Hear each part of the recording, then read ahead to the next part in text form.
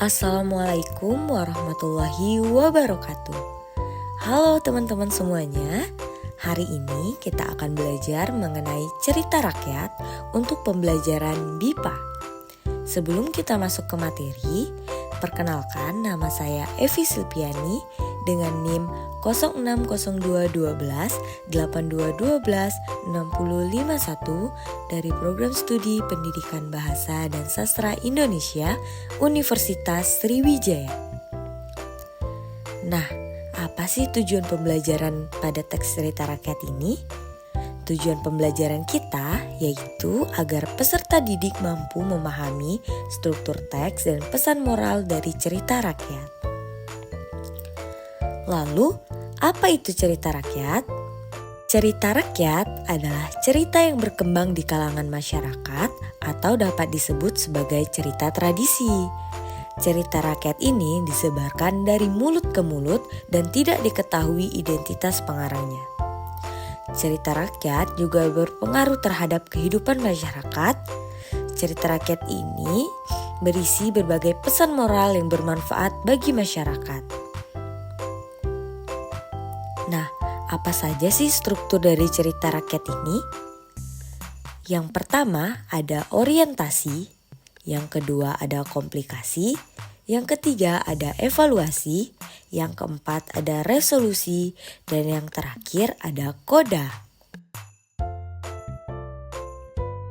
Pertama, orientasi. Orientasi terdapat pada paragraf pertama yang merupakan bagian awal dari suatu cerita yang berkaitan dengan pengenalan tokoh, latar, suasana, maupun tempat yang berkaitan dengan cerita. Contohnya yaitu, di sebuah desa yang terpencil, hiduplah seorang anak bernama Malin Kundang bersama ibunya. Yang kedua, komplikasi. Komplikasi berisi urutan kejadian atau alur cerita yang dihubungkan secara sebab akibat. Munculnya tahap ini biasanya ditandai dengan tokoh-tokoh penting dalam cerita yang saling berseteru atau berkonflik. Contohnya yaitu Malin Kundang yang pergi merantau dan menjadi kaya, namun setelah sukses ia lupa pada ibunya dan menolak mengakui asal-usulnya. Yang ketiga ada evaluasi. Evaluasi ini merupakan struktur konflik yang terjadi dan mengarah kepada klimaks yang mulai mendapatkan penyelesaiannya dari konflik tersebut. Yang keempat ada resolusi. Resolusi ini berisikan solusi terhadap permasalahan yang dialami tokoh. Bedanya dengan komplikasi, pada bagian ini ketegangannya sudah lebih mereda. Contohnya yaitu ibu Malin Kundang yang sakit hati mengutuk anaknya hingga menjadi batu. Yang terakhir ada koda. Koda ini bersifat opsional. Artinya boleh ada dan boleh juga tidak. Koda merupakan nilai ataupun pelajaran yang dapat diambil dari suatu teks cerita oleh pembacanya. Contohnya yaitu pesan dari cerita Malin Kundang adalah jangan melupakan asal-usul dan jangan durhaka kepada orang tua.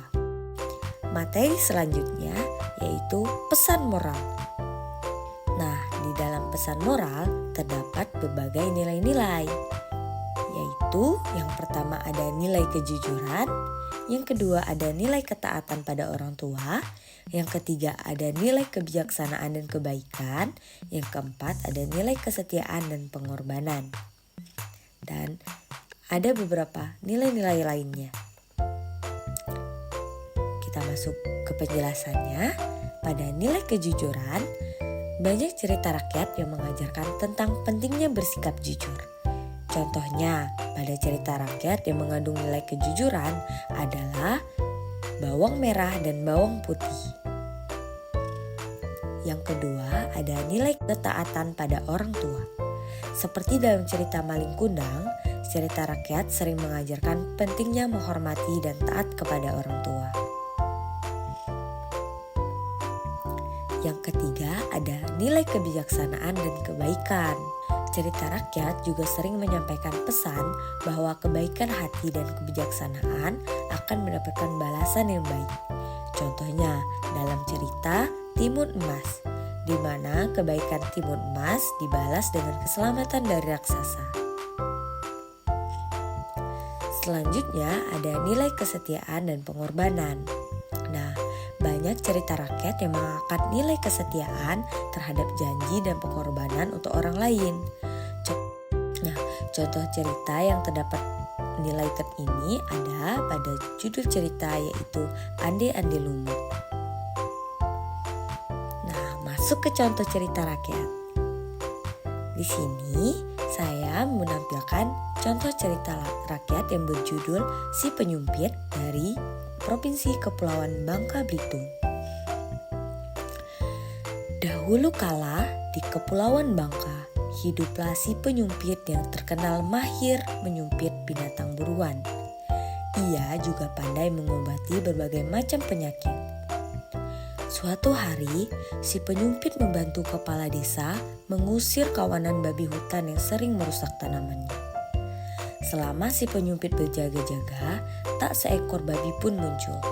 Pada malam ketujuh, si penyumpit melihat 7 kawanan babi melompati pagar yang mengitari ladang dan merusak ladang itu. Si penyumpit segera menyumpit salah satu babi dan sumpitannya mengenai perut sebelah kiri babi itu. Tiba-tiba kawanan babi itu menghilang begitu saja. Begitu juga babi yang kena sumpit dan anak sumpitnya. Si penyumpit sangat terkejut. Kemudian ia mengikuti ceceran darah babi tersebut hingga sampailah ia di tengah hutan. Tengah hutan, ia menemukan sebuah gua yang dikelilingi oleh semak-semak. Si penyumpit memasuki gua tersebut. Di dalamnya, ia melihat seorang gadis cantik terbaring sakit dengan dikelilingi wanita-wanita cantik. Ternyata kawanan babi itu adalah jelmaan dari mereka. Ibu gadis itu sangat sedih melihat putrinya yang kena sumpit tersebut. Si penyumpit merasa bersalah, lalu ia menawarkan untuk mengobati gadis itu. Akhirnya, luka sang putri sembuh tanpa meninggalkan bekas. Ibu sang putri sangat berbahagia. Ketika si penyumpit mohon diri, ia memberikan bungkusan berisi kunyit, buah nyato, daun simpur, dan buah jering. Ibu sang putri itu meminta si penyumpit untuk membuka bungkusan itu di rumah. Sesampainya dia di rumah, si penyumpit membuka bungkusan tersebut. Ia sangat terkejut karena isi bungkusan tersebut adalah emas, berlian, dan intan permata. Ia pun menjadi kaya raya. Dengar keberhasilan si penyumpit, Pak Kepala Desa berniat mengikuti apa yang dilakukan si penyumpit. Saat sumpitnya melukai gadis jelmaan babi itu, ia berjanji untuk menyembuhkannya.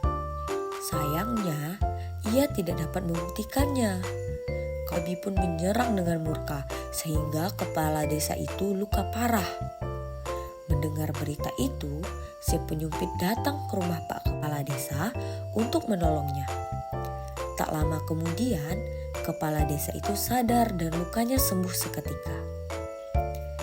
Pak Kepala Desa sangat malu dengan apa yang diperbuatnya dan berterima kasih atas pertolongan si penyumpit.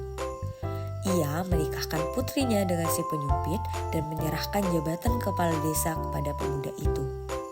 Si penyumpit pun memimpin desa itu dengan bijaksana, warga pun hidup tentram dan damai. Nah, dari cerita rakyat si penyumpit itu terdapat pesan moralnya. Yang pertama, yaitu keikhlasan dan kebaikan hati akan selalu mendatangkan kebaikan. Di mana si penyumpit yang bersedia membantu menyembuhkan putri meski merasa bersalah, akhirnya mendapat imbalan yang besar. Yang kedua, keserakahan akan membawa bencana. Di sini, kepala desa yang iri dan mencoba meniru si penyumpit tanpa niat tulus justru mendapatkan musibah. Yang ketiga, hati-hati dalam meniru orang lain. Karena Meniru sesuatu tanpa kemampuan dan pemahaman yang benar hanya akan berujung pada kegagalan. Yang terakhir, sikap bijaksana dan rendah hati membawa kedamaian. Si penyumpit yang bijaksana dan rendah hati akhirnya memimpin desa dengan baik dan menciptakan kedamaian serta kesejahteraan di desa. Itu saja materi mengenai cerita rakyat untuk pembelajaran MIPA. Terima kasih sudah menonton video ini. Sampai jumpa di video selanjutnya dan jangan lupa mengerjakan kuis ya. Dadah. Assalamualaikum warahmatullahi wabarakatuh.